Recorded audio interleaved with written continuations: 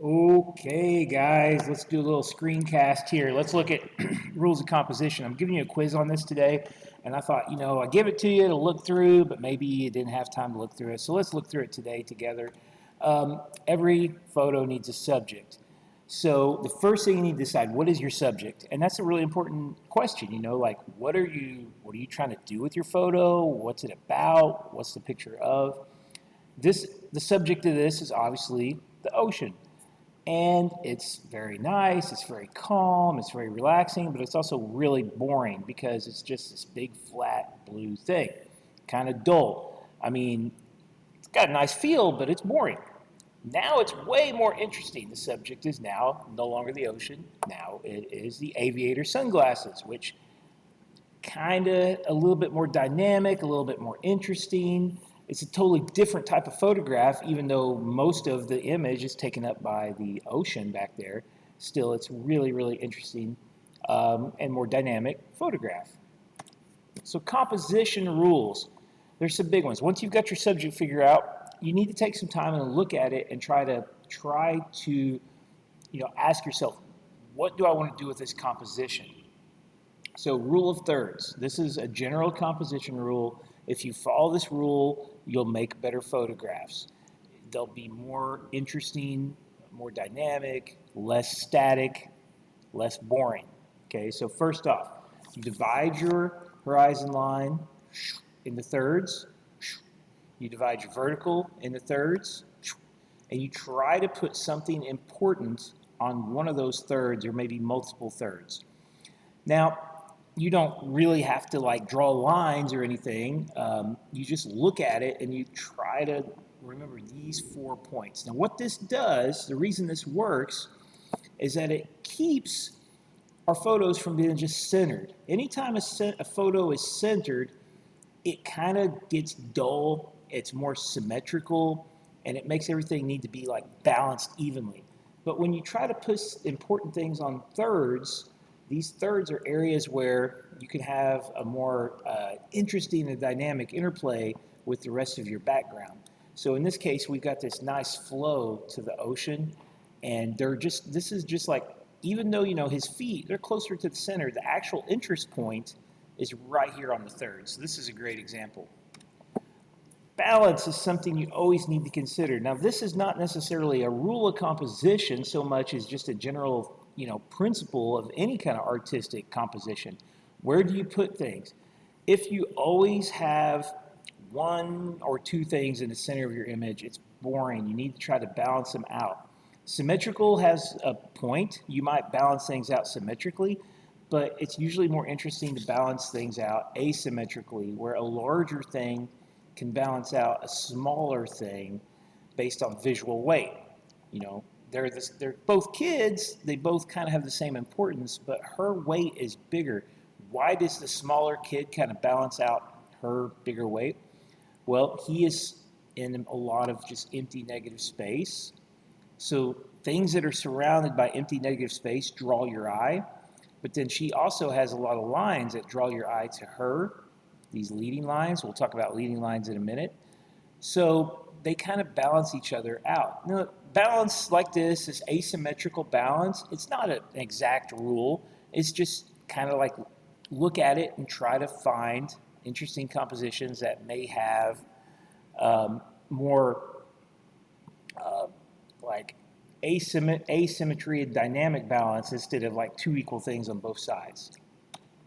The rule of odds, this is just simple. It's a nice thing to think about. Generally, 3 things are better than 2 or 4, 1, 3, 5, 7. Odd numbers tend to make better photographs because with odd numbers, you can kind of create more interesting compositions. You don't have to balance everything. This would probably still be an okay photograph with just 2 birds, but that third bird kind of fills in this space and creates this, like they're all looking sort of this direction, so it creates a more interesting photo. 3 is better than 2, 5 is better than 4, yada yada. Okay, leading lines. This is really great. What do you want your viewer to look at? Try to find ways to lead your viewer to them. You're kind of controlling their eye.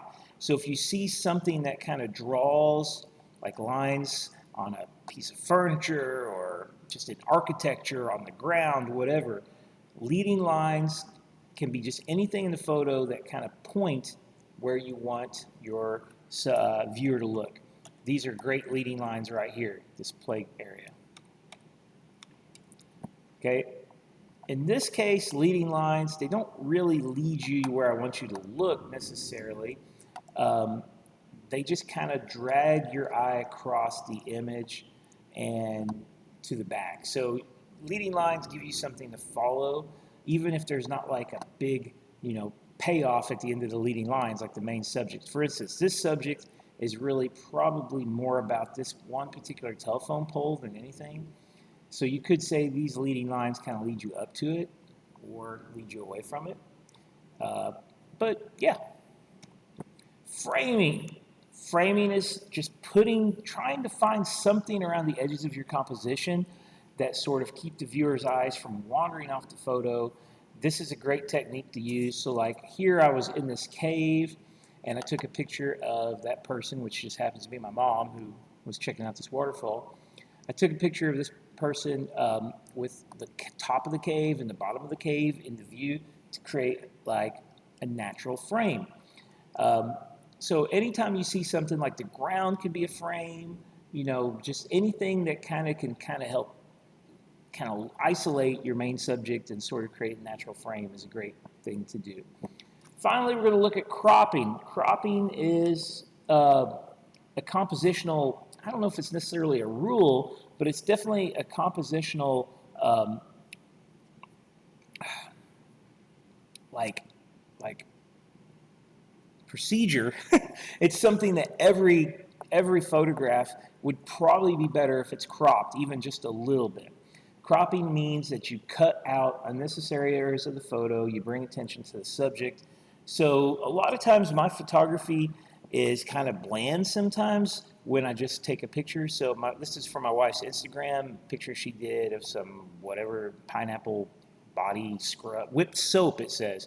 So I took the photo, but then in Photoshop I cropped in really close to show the texture of this stuff and also so you could see more detail in the label.